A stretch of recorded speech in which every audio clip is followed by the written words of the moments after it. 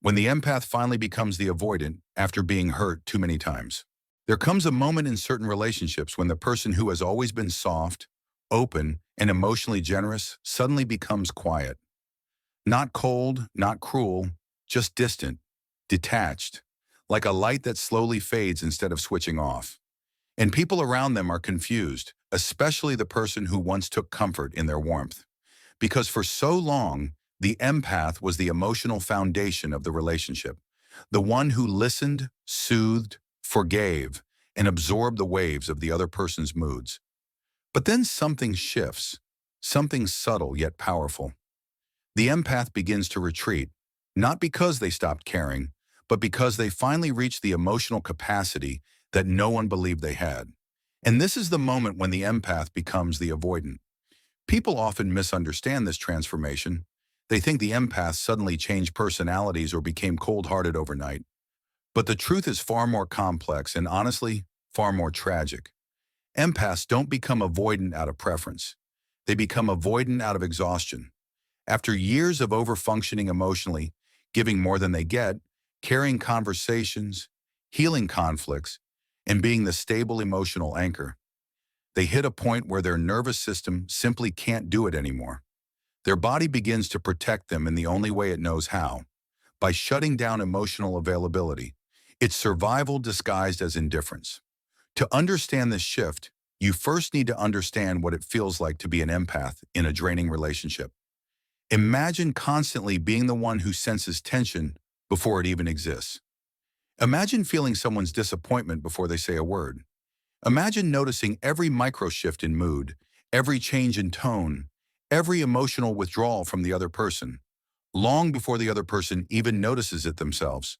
Empaths absorb this like a sponge. And here's the dangerous part. They keep giving even when they're empty. They don't know how to say, I can't do this anymore, because their identity is tied to being the healer, the stabilizer, the one who never gives up. But the human heart has a limit, even the hearts of empaths.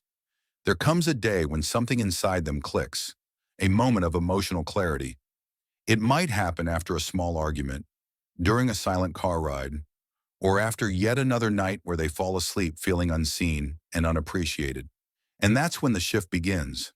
The empath stops explaining, stops rescuing, stops emotionally chasing. They begin listening to their own exhaustion, often for the first time in the entire relationship. And to the partner who's used to being emotionally pursued, this feels like abandonment. But in reality, it's the empath's first act of self-preservation. When the empath becomes avoidant, their silence is not the same as a dismissive avoidant silence. It's not rooted in fear of intimacy. It's rooted in emotional burnout. They stop over-communicating because communication began to feel like begging. They stopped seeking closeness because closeness started feeling one-sided.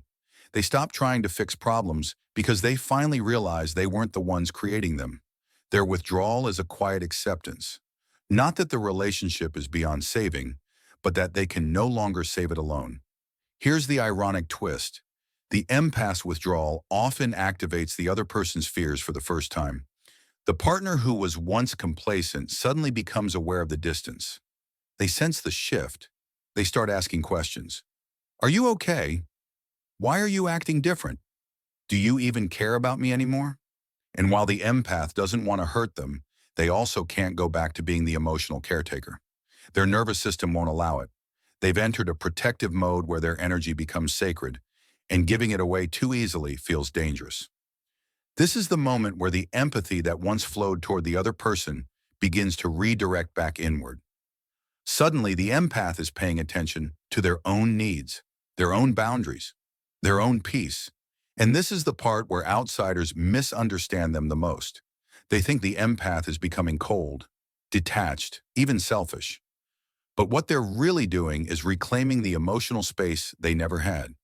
They're finally choosing themselves in a story where they always came last. For the partner who took their empathy for granted, this shift is terrifying. It feels like losing someone who was always there, always forgiving, always available. But what they fail to see is how many silent chances the empath already gave, how many times they held the relationship together without recognition, how many wounds they patched quietly. When the empath becomes avoidant, it's not because they're running away, it's because they've stayed far too long in a place that wounded them. And the hardest part for the empath is that this new avoidant side doesn't feel like strength at first. It feels foreign, wrong, like they're betraying their own nature. They're used to being the one who cares too much, not the one who walks away.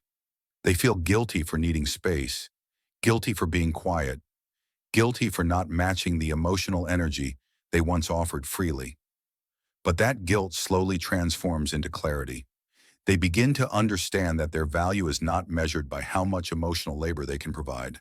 Their worth is not tied to how well they can absorb someone else's chaos.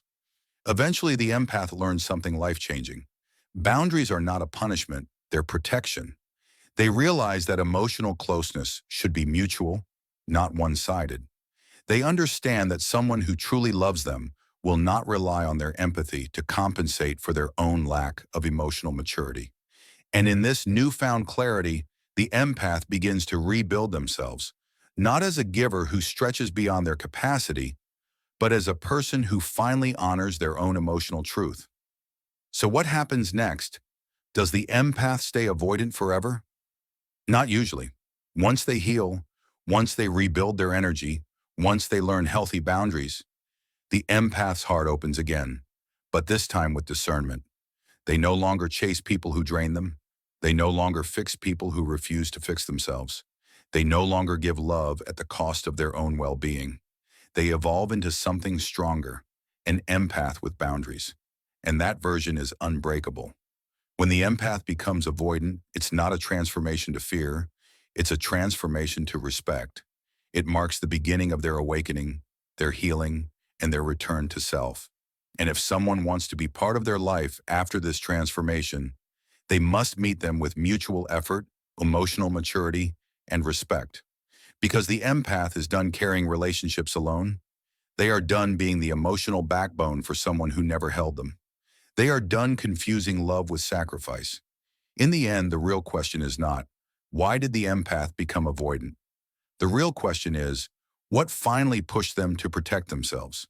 Because when you understand that, you understand everything.